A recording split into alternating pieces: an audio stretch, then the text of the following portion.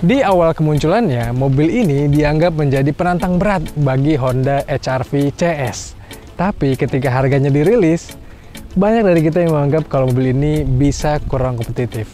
Tapi harganya yang tinggi ini rasanya bukan tanpa sebab, teman-teman. Karena mobil ini memang hadir dengan paket lengkap dan impresi yang cukup menarik. Kami udah ngetes lengkap dan kami akan ceritakan. Ini dia pengetahuan kami soal Mitsubishi X-Force.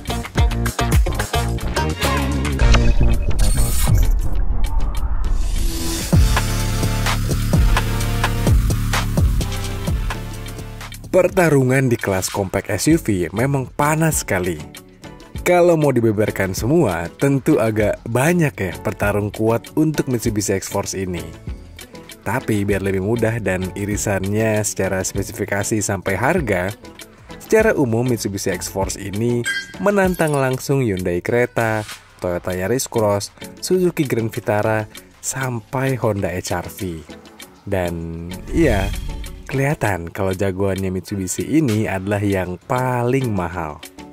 Mitsubishi menjual X-Force dalam dua varian, yakni Ultimate dan Exit. Harga jualnya selisih 33 jutaan.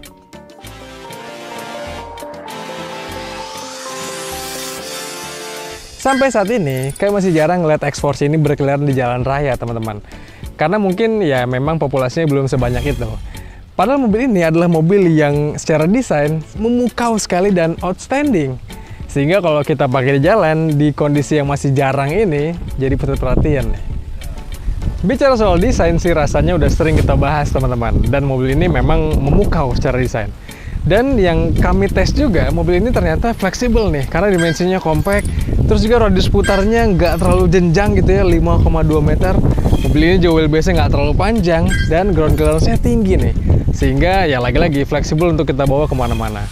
Bicara soal fleksibilitasnya, mobil ini juga hadir dengan nih, pertama mekanisme pembukaan bagasi yang power tailgate dan akomodatif, teman-teman. Bahkan bagasi ini bisa dilipat, diekspansi gitu ya, dilipat jok baris keduanya sehingga mendapatkan ruang yang lebih besar lagi.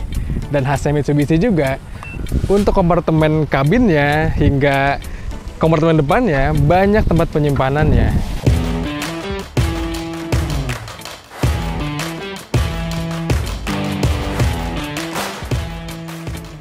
Mitsubishi memang belakangan lagi rajin bikin mobil yang akomodatif. Di X-Force ini, kabin belakangnya juga terasa luas untuk ukuran orang dewasa yang tingginya 175 cm. Masih ada ruang kaki dan ruang kepala. Penumpang kabin belakang X-Force ini juga dimanjakan dengan armrest, banyak tempat penyimpanan, blower AC, hingga USB port.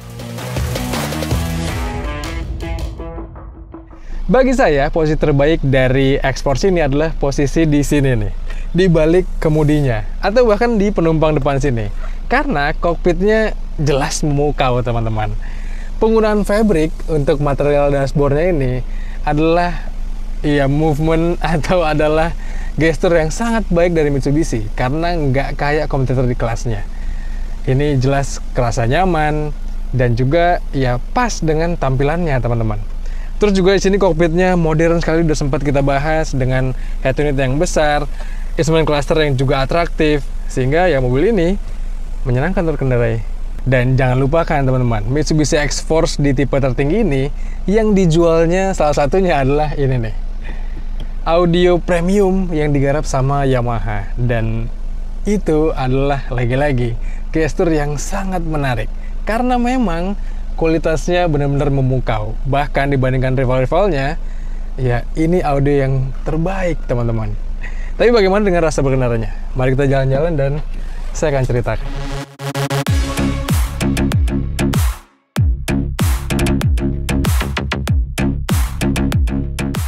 Nah, kami udah ngetes mobil ini dalam sesi yang dinamis. Waktu itu kami diajak ke sirkuit untuk mencoba gimana impresi berkendaranya. Dan memang untuk bermanuver, mobil ini tuh cekatan sekali. Tapi rasanya mobil ini didesain tuh bukan untuk yang seperti itu gitu ya. Mobil ini tuh didesain untuk dipakai sehari-hari, dipakai keluar kota, dan iya, dipakai kerja keras. Sehingga pengetesan kami kali ini rasanya bisa lebih menilai gimana karakter mobilnya. Anyway, mobil ini tuh hadir dengan posisi berkendara yang cukup natural tapi lebih tinggi nih teman-teman dibandingkan kompetitornya. Mobil ini bisa diatur sebenarnya posisi berkendaranya. Kita mau atur setirnya, naik turun, maju mundur bisa. Joknya pun demikian, bisa diatur maju mundur, naik turun, rebahnya bisa. Tapi sayang, untuk mobil yang harganya di 412 juta, mobil ini tuh entah kenapa nggak dibekali dengan pengaturan jok yang elektris. Dan bahkan kita untuk mengatur alas joknya naik turun pun kita mesti memutar-mutar knobnya nih. Dan iya, itu bukan aktivitas yang menyenangkan sebenarnya. Meski demikian nih, mobil ini hadir dengan visibilitas yang baik teman-teman. Ke depan asik gitu ya, ke samping pun masih nyaman, ke belakang pun walaupun kacanya cukup compact gitu ya, tapi ternyata nggak mengganggu visibilitas sama sekali. Ada juga wiper dan defogger belakang untuk kita bisa lebih nyaman ngeliat ke belakang kalau kondisinya lagi hujan gitu ya. Dan secara umum mobil ini ya fine so fine. Apalagi menariknya, Mitsubishi itu merancang dan mendesain suspensinya untuk kontur jalan di Asia Tenggara. Sehingga yang ini mobil yang unik sekali.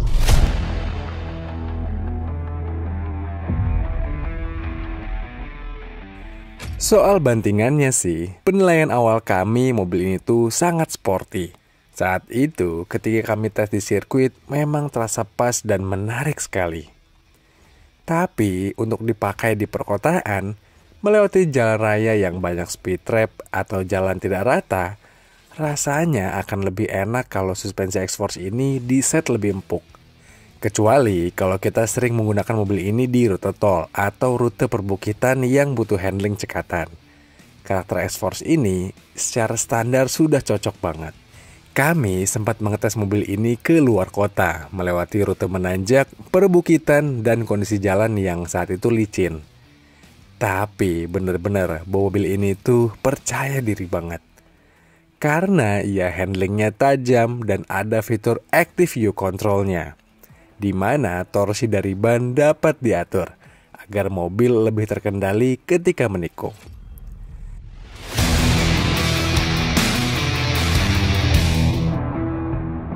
Dari segi akomodasi, bantingan, dan handlingnya, mobil ini ya udah pas lah untuk dipakai kerja keras. Tapi bagaimana dengan mesinnya? Nyatanya, Mitsubishi X-Force ini hadir dengan mesin yang juga adaptif nih teman-teman untuk kita bawa kerja keras. Untuk kita-kita yang sering pakai mobil keluar kota, sering pakai mobil ke daerah perbukitan, atau sering keluar masuk tol gitu ya, mobil ini tuh nyatanya tepat banget nih. Walaupun dia pakai mesin yang sama dengan Xpander atau Xpander Cross, tapi nyatanya ECU-nya bisa lebih pintar karena mobil ini hadir dengan mode berkendara yang lebih beragam nih.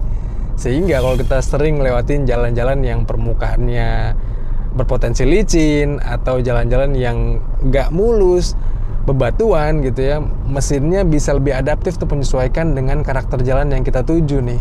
Sehingga lagi-lagi untuk kita bawa kerja keras, mobil ini bisa lebih tepat nih. X-Force menggunakan mesin 4A91 MIVEC 1459cc.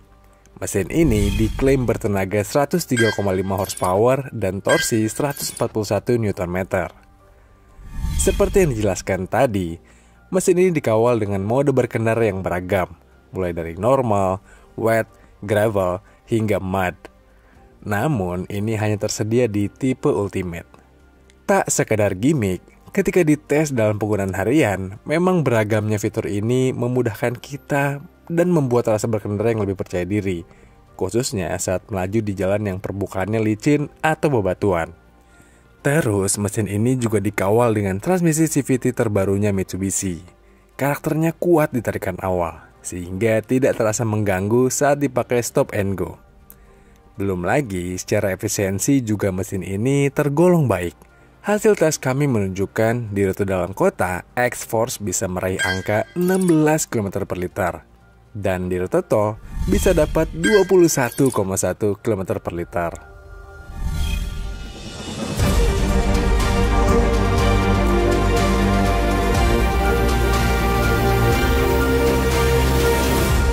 Iya, seperti biasa, kami kalau ngetes mobil itu di rute dalam kota, kami tes dengan kecepatan rata-rata 25 km per jam. Sementara di rute tol, kami pilih angka 90 km per jam. Itu cukup mengcover lah karakter berkendara orang di Indonesia. Dan hasilnya cukup memuaskan ya teman-teman.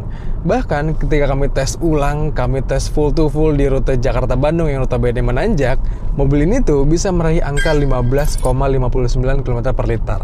Itu adalah angka yang cukup baik, mengingat kalau kita lihat kompetitornya, ya mungkin cukup beririsan nih. Memang di rute dalam kota, Xforce ini nggak sebaik figur efisiensi bahan bakarnya Toyota Yaris Cross gasoline ataupun Suzuki Grand Vitara yang memang irit banget tuh mobil itu. Tapi di rute tol, mobil ini ya jadi salah satu yang terbaik teman-teman untuk urusan efisiensi bahan bakarnya. Sehingga di sektor ini nih, di sektor mesin, jelas Xforce ini bisa bertarung dan kompetitif.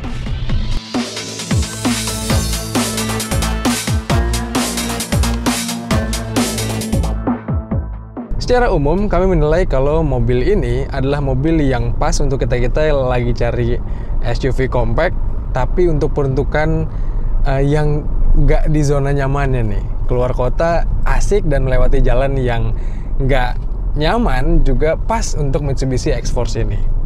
Apalagi dengan fitur berkendaranya yang terasa cukup, informasi berkendara yang bisa ditampilkan dengan sangat banyak, dan juga kenyamanan kabinnya, tentu mobil ini jadi pilihan yang tepat. Tapi kalau bisa disempurnakan, mobil ini rasanya butuh fitur ADAS yang lebih komprehensif nih.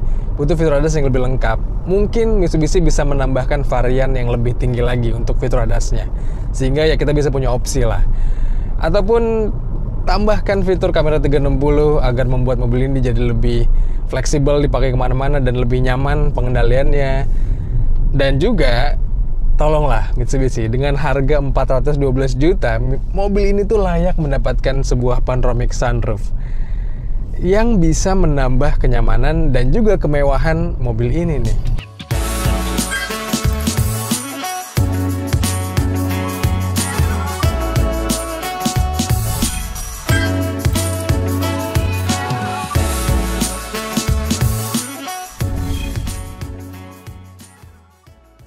Bisa disimpulkan, Xforce ini bermain di kelas yang jelas.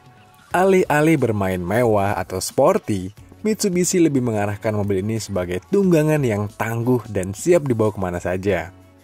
Belum lagi, fitur berkendaranya juga mendukung mobil ini untuk dibawa keluar zona nyamannya, layaknya compact SUV di kelasnya. Cuma dengan harga jual yang tinggi, rasanya tidak salah juga bagi calon konsumen untuk menimbang-nimbang antara mobil ini atau banyak pilihan lain.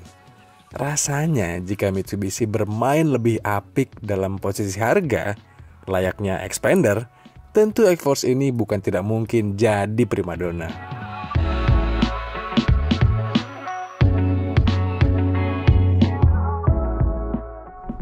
Ya, tapi setidaknya kita jadi tahu nih, dengan harga 412 juta, kita dapetin apa ketika membeli Mitsubishi Xforce tipe tertinggi ini.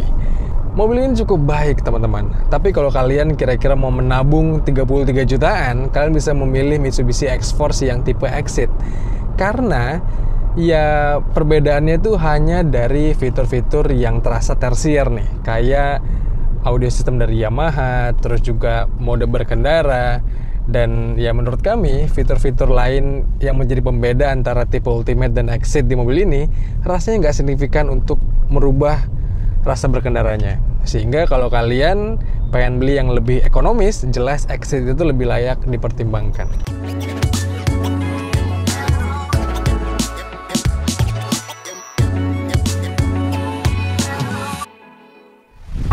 Nah teman-teman, itulah dia ulasan kami soal Mitsubishi Xforce ini. Jelas ini mobil yang menarik, tapi kalau menurut kalian gimana? Kira-kira pendapatnya apa soal mobil ini? Coba kalian sampaikan di kolom komentar video kali ini.